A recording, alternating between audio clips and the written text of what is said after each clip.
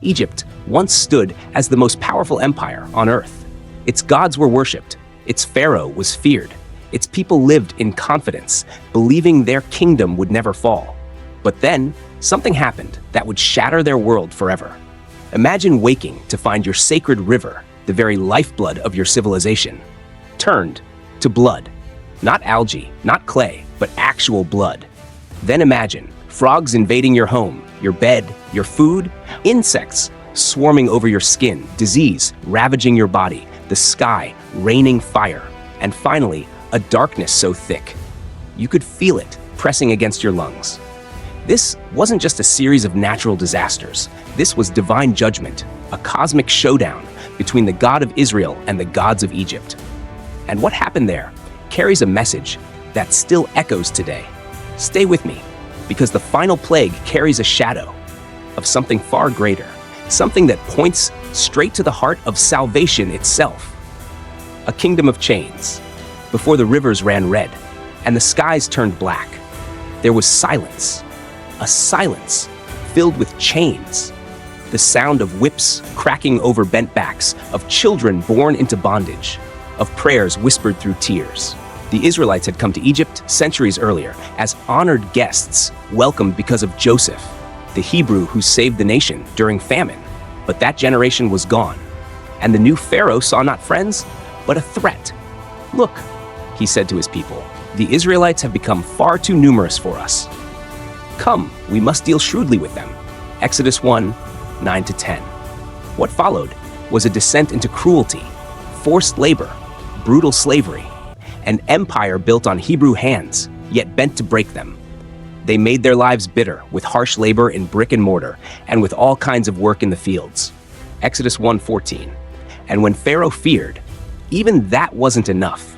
He ordered genocide. Every Hebrew boy that is born, you must throw into the Nile. This was more than oppression. It was a calculated attempt to erase a people and silence the promises of God. But heaven was not silent.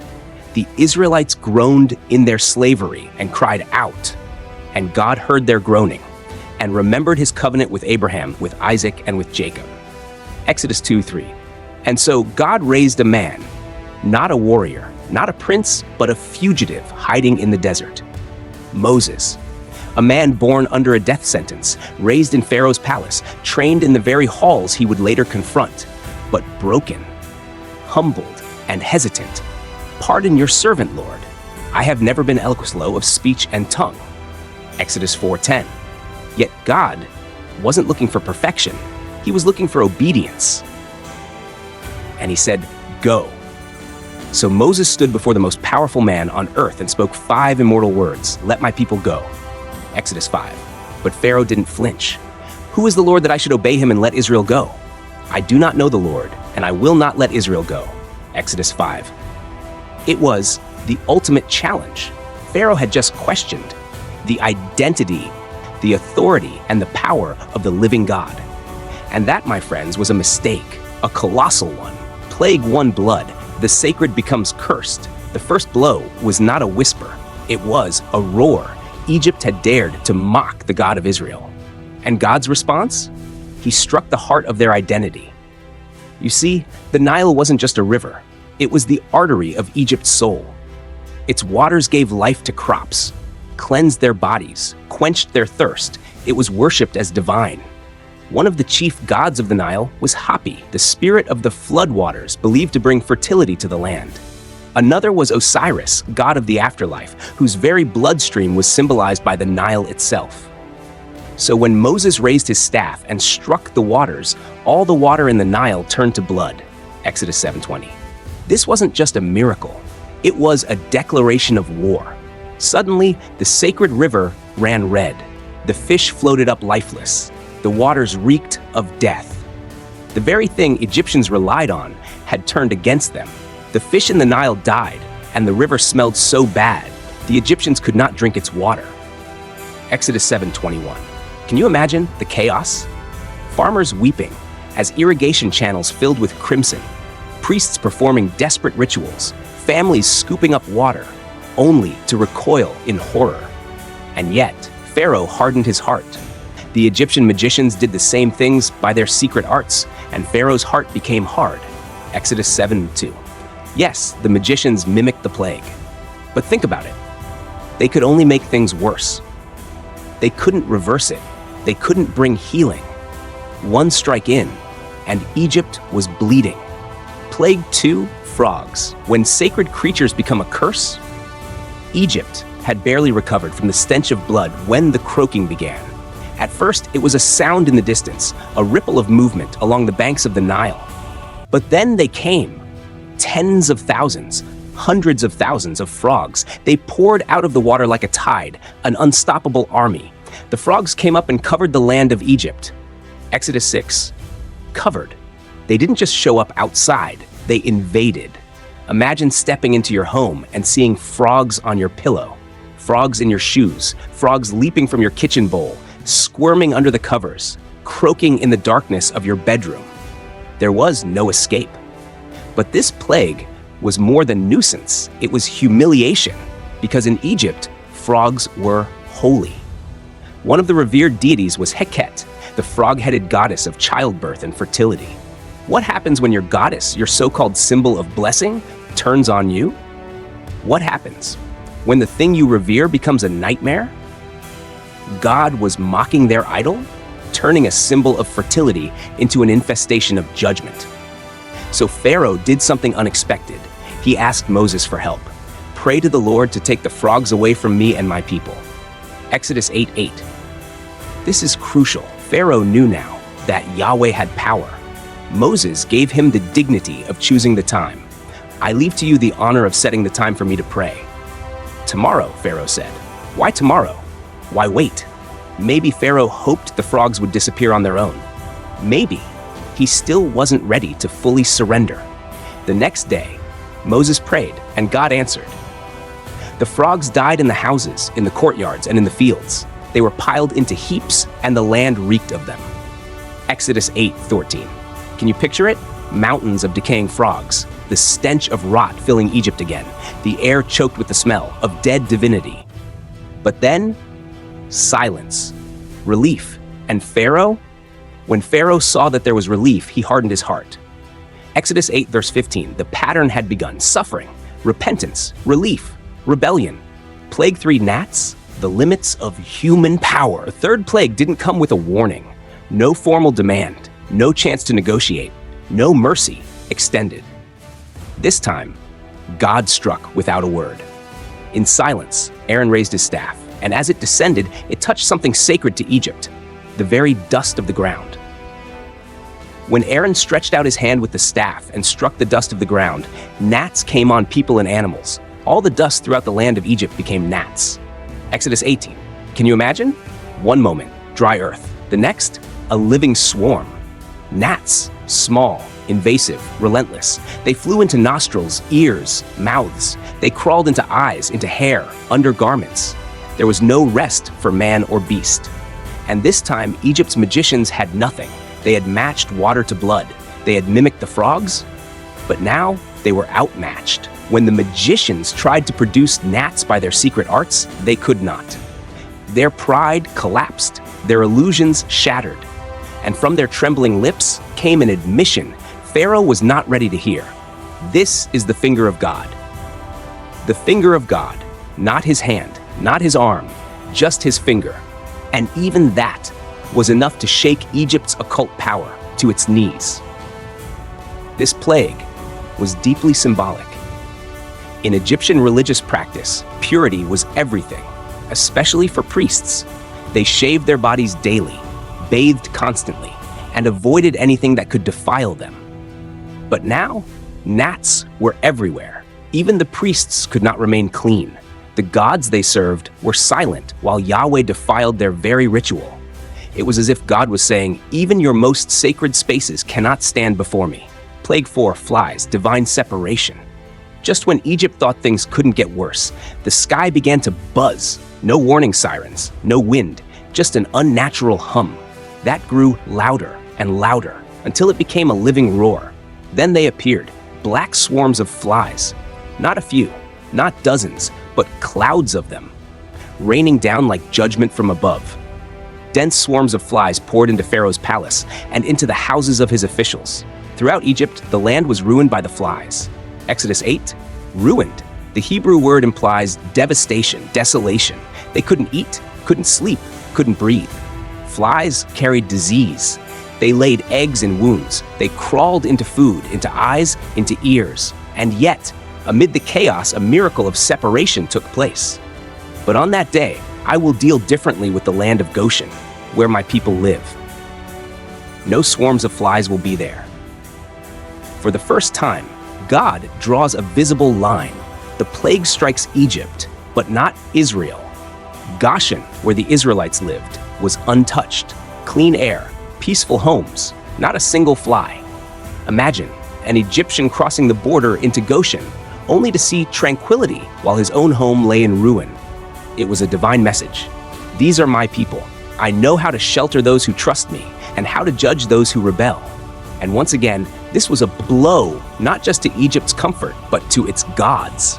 The god Khepri, the deity of resurrection and creation, was often depicted with the head of a fly or scarab beetle. Now, the symbol of his power had become a plague, and Khepri could do nothing. Panicked, Pharaoh called for Moses and offered a compromise. Go sacrifice to your God here in the land, Exodus 8. But Moses refused. Worship must be done God's way, not Pharaoh's way. There would be no half-obedience. Eventually, Pharaoh gave in, at least with his words, I will let you go to offer sacrifices, only do not go very far. Now pray for me. Exodus 8:28. So Moses prayed, and God, in his mercy, removed the flies. Not a fly remained. Can you imagine that silence from chaos to calm? But it wasn't over. But this time also Pharaoh hardened his heart and would not let the people go. Exodus 8:32. Plague 5, livestock disease, economic collapse. The dust hadn't yet settled from the swarm of flies when the fifth plague struck. But this one was different. Quieter, deadlier. God speaks to Pharaoh again, not through swarms or blood or buzzing clouds, but through death in the fields. Let my people go so that they may worship me. If you refuse, the hand of the Lord will bring a terrible plague on your livestock in the field, on your horses, donkeys, and camels, and on your cattle, sheep, and goats. Exodus 9:1-3. And then it happened.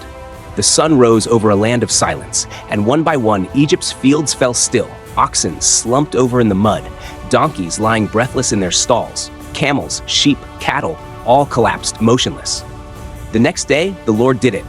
All the livestock of the Egyptians died. This wasn't just about animals. This was an economic disaster. Egypt's livestock represented its transportation, its agriculture, its food supply, its wealth. It would be like watching your cars break down, your pantry empty, your bank account drained, overnight. And again, it wasn't random. God was striking the idols of Egypt right where it hurt. Apis, the bull god, worshipped as a symbol of strength, power, and fertility. Hathor, the goddess of motherhood and love, often depicted with cow horns. These deities were meant to protect Egypt's herds. But now, their sacred animals were dead in the dirt. Meanwhile, over in Goshen, where the Israelites lived, not one animal belonging to the Israelites died. Exodus 9:6, not one. Imagine the confusion in Pharaoh's courts. Reports pouring in from across Egypt, dead livestock, crushed economy, grieving farmers. And then a separate report from Goshen. All is well. Not a single loss. God was once again drawing a divine boundary. He wasn't just demonstrating power, he was revealing sovereignty. This plague made something terrifyingly clear. God alone gives life, and God alone can take it away. And yet, Pharaoh wasn't convinced. Pharaoh investigated and found that not even one of the animals of the Israelites had died. Yet his heart was unyielding and he would not let the people go. Exodus 9:7. He investigated. He confirmed the miracle. He saw the difference with his own eyes, and still, he refused. Plague 6, boils. When pain becomes personal, by now, Egypt had been attacked through land, water, air, and animals. But this time, God's judgment came straight to their flesh. No warning was given, no command issued, no chance to negotiate.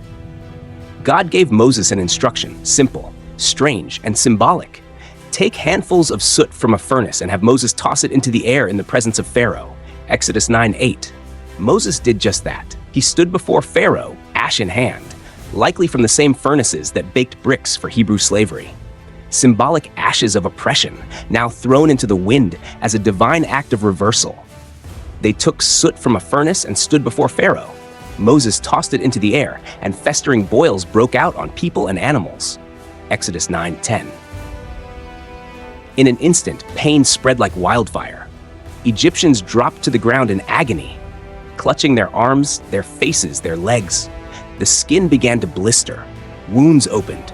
Pus oozed. The air was filled with cries of pain and the stench of infected flesh. No ointment could help. No ritual could cleanse. No god of healing responded. And then the magicians stepped forward, or at least they tried to. The magicians could not stand before Moses because of the boils that were on them and on all the Egyptians. Exodus 9. These were the same men who once mimicked God's miracles, the same men who claimed divine power.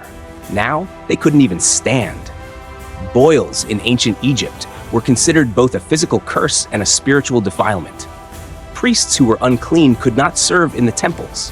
Yet now, every Egyptian, including the priesthood, was unclean.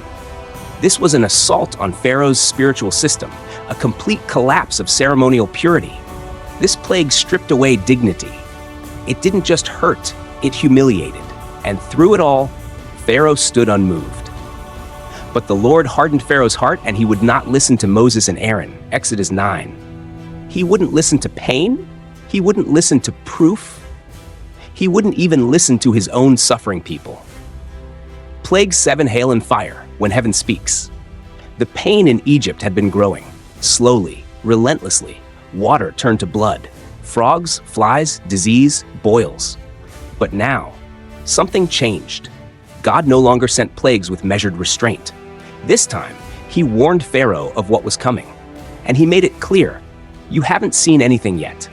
This time, I will send the full force of my plagues against you and against your officials and your people, so you may know that there is no one like me in all the earth. Exodus 9:14. This was no longer just about freeing the Israelites. This was about declaring God's supremacy over the entire earth. God instructed Moses to give a warning. Give an order now to bring your livestock and everything you have in the field to a place of shelter, because the hail will fall on every person and animal, and they will die. Exodus 9:19. Even in judgment, God offered mercy. He gave them time to prepare, a chance to protect what they could. Some Egyptians by now had begun to listen. They feared the word of the Lord, but many did not. And then it came. When Moses stretched out his staff toward the sky, the Lord sent thunder and hail, and lightning flashed down to the ground. It was the worst storm in all the land of Egypt since it had become a nation. Exodus 9, verse 20-24. The heavens split open. Thunder rolled like the roar of 1,000 lions. Bolts of fire streaked across the sky, divine lightning, twisting like swords. And then, hailstones, massive and burning, crashed down with violent force.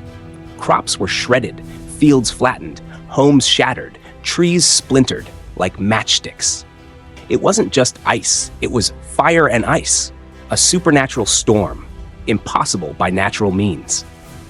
Throughout Egypt, hail struck everything in the fields, both people and animals. It beat down everything growing in the fields and stripped every tree.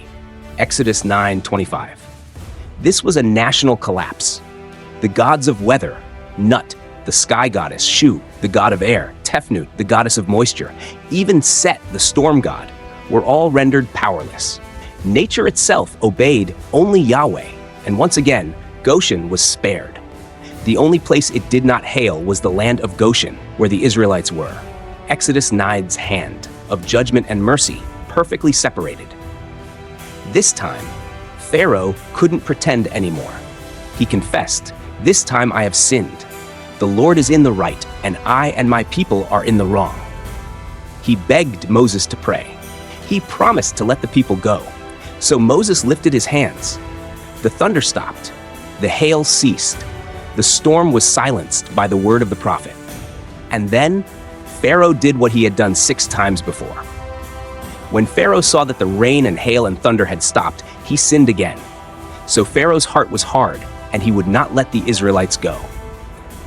7 plagues deep, and still Pharaoh clung to his throne. Plague 8, locusts, devouring the last hope. Egypt was reeling. The land was bruised, the economy shattered, the people weary from plague after plague. But just when they thought the worst had passed, the skies darkened again. Not with clouds this time, but with wings. God gave Pharaoh yet another warning. How long will you refuse to humble yourself before me? Let my people go so that they may worship me. Exodus 10:3. This wasn't just about freeing slaves anymore. It was about Pharaoh's pride. His refusal to bow, his resistance to recognize God as king. So Moses delivered the next prophecy. If you refuse, I will bring locusts into your country tomorrow. They will cover the face of the ground so that it cannot be seen. They will devour what little you have left. Exodus 10:4-5. And then it happened. A supernatural wind began to blow. Not hot like before, but ominous. By morning, it carried with it a plague, straight from the hand of judgment. Locusts. They invaded all Egypt and settled down. Never before had there been such a plague of locusts, nor will there ever be again. They covered all the ground until it was black. They devoured everything. Exodus 10:4-15. Everything that the hail had spared, gone. Every green leaf, every stalk of wheat, every tree branch stripped bare. Imagine waking up to see your last hope for survival, your food, your livestock feed, vanished overnight.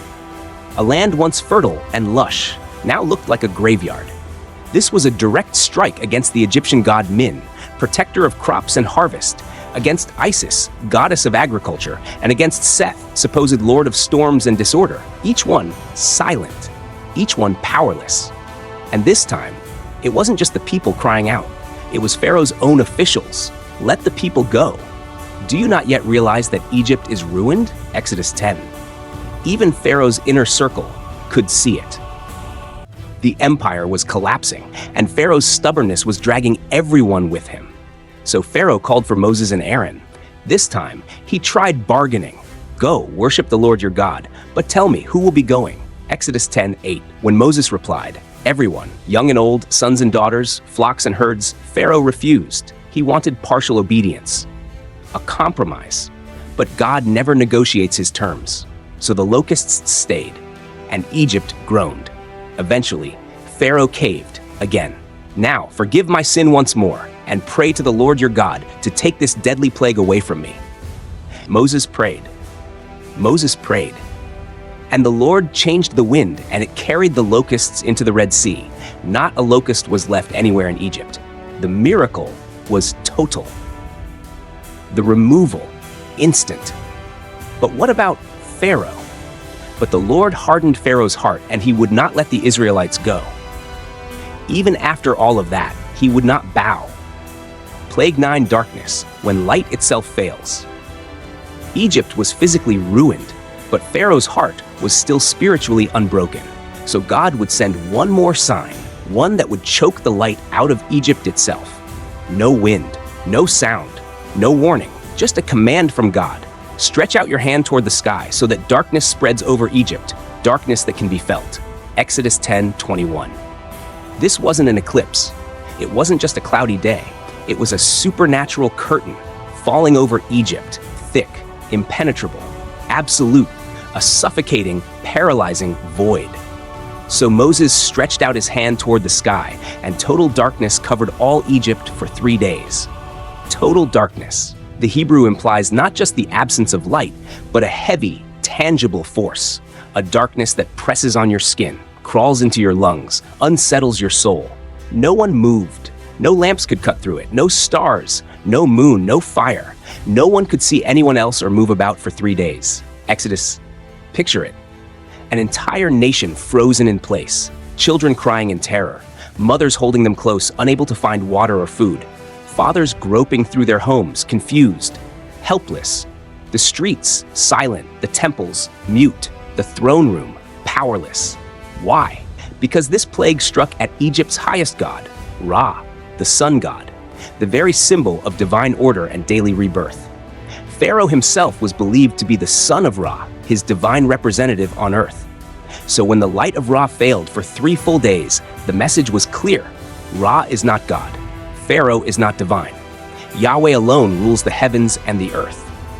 And while Egypt sat in darkness, Goshen, the home of the Israelites, was glowing. Yet all the Israelites had light in the places where they lived. Exodus 10, verse 23. This was not coincidence. It was contrast. The God who first said, "Let there be light" in Genesis 1, now demonstrated that he alone commands its presence and its absence. This plague wasn't just about physical darkness. It represented spiritual blindness. A nation that had rejected the light of truth was now engulfed in shadow. And in the black stillness, Pharaoh's fear deepened. He called Moses again, ready to bargain once more. "Go, worship the Lord. Even your women and children may go. Only leave your flocks and herds behind." Exodus 10.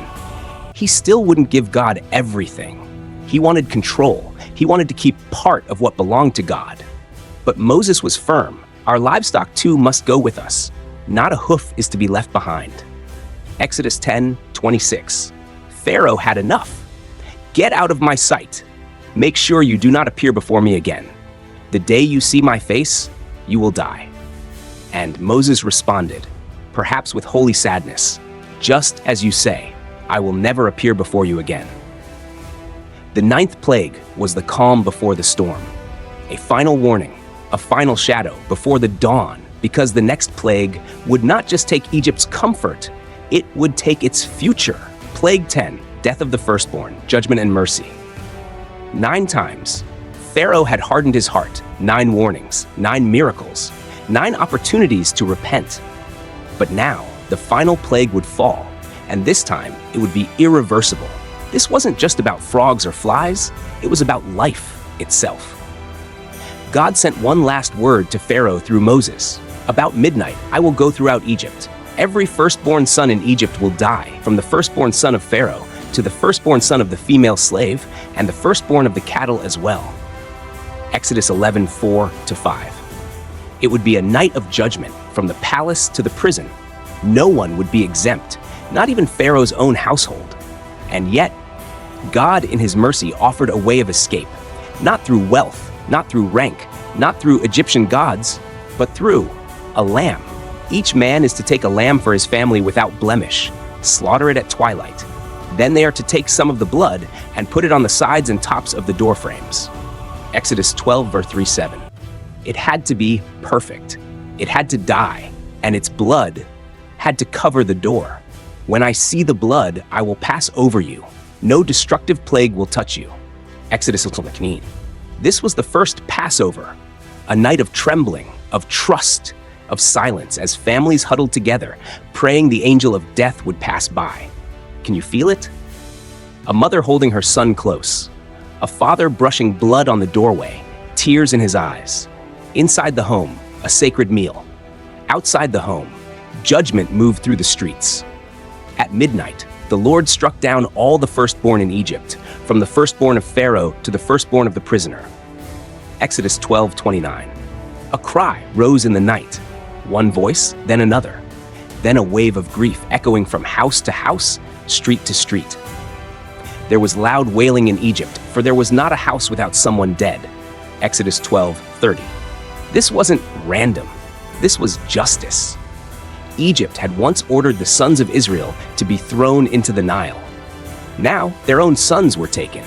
But for those who obeyed the word of the Lord, there was life under the blood of the Lamb. It was a divine pattern, a holy shadow of something greater to come. Because centuries later, another lamb would be chosen, spotless, pure, not from a flock, but from heaven. Behold the Lamb of God, who takes away the sin of the world. The Passover lamb in Egypt pointed to Jesus, the true Passover lamb. And just like then, it is his blood that covers us, protects us, spares us from eternal death. On that ancient night, Israel walked out of slavery into freedom, but only because God had judged sin and provided mercy through a substitute. And on that very day, the Lord brought the Israelites out of Egypt by their divisions. Exodus 12:51. One night, one lamb, one God, who saves through blood. That's the terrifying truth and the beautiful hope. The Exodus freedom at last. A silence fell over Egypt, but it was not the silence of peace. It was the hollow stillness of a nation crushed, its gods defeated, its pride shattered, its future uncertain. Pharaoh, once defiant, now bowed, not in worship, but in surrender. During the night, Pharaoh summoned Moses and Aaron and said, "Up, leave my people, you and the Israelites. Go worship the Lord as you have requested." Exodus 12, verse 31. The king who once said, "Who is the Lord that I should obey him?" now said, "Go." But Israel didn't sneak out in shame. They didn't crawl out in weakness. They walked out in glory. The Lord had made the Egyptians favorably disposed toward the people, and they gave them what they asked for. So they plundered the Egyptians. Exodus 12 verse. Clothed in silver and gold, with flocks and herds, with the wealth of the empire in their hands, given, not stolen. This was not a jailbreak. It was a divine procession. The slaves had become sovereigns, not by sword, but by the outstretched arm of God. Remember this day, the day you came out of Egypt, out of the land of slavery, because the Lord brought you out of it with a mighty hand. Exodus 13:3. For over 400 years, Israel had been crying, but God had not forgotten. He remembered his covenant with Abraham. He remembered his promise to Isaac. He remembered the dreams of Joseph. And now, the promise was alive, walking on 2 feet through the gates of a broken empire. More than 600,000 men, plus women and children, marched out together, not as refugees, but as witnesses. Each step a testimony that the God of Israel is faithful, and they didn't walk alone. By day the Lord went ahead of them in a pillar of cloud, and by night in a pillar of fire to give them light. Exodus 13:1. God himself became their guide. The same God who judged Egypt now shepherded his people through the wilderness. Egypt was broken, but Israel was reborn. They left behind bricks and chains and stepped into covenant and calling. And as they walked, every mother remembered the lamb's blood. Every father held his child with deeper reverence. And every heart knew God had come through. God's power wasn't just in wrath. It was in redemption. He doesn't just tear down oppressors, he lifts up the broken. This was the Exodus, not just a moment in history, but a mirror for every soul longing to be free. What does it mean for us today? What does your Exodus look like? Because the God who delivered Israel still delivers today. 10 plagues, 10 divine strikes, 10 chances for Pharaoh to humble himself. And yet, he chose rebellion. But this story, it's not just about Egypt. It's about every heart that dares to say, "Who is the Lord that I should obey him?" It's about every person who thinks they're in control until they're not. It's about every culture that bows to false gods of wealth, power, status, and pride, and turns its back on truth. The plagues show us a side of God many don't want to talk about, but desperately need to understand. He is just. He is holy. He is not to be mocked. It is a fearful thing to fall into the hands of the living God, Hebrews 10:1. But the same God who judged Egypt is the same God who heard the groans of the oppressed. The same God who spared every home covered by the blood of the Lamb. The same God who makes a way where there is no way. The message is clear. God sees injustice. God hears the cries of the broken. God remembers his promises. And God saves. The question is not, how could God do such things to Egypt?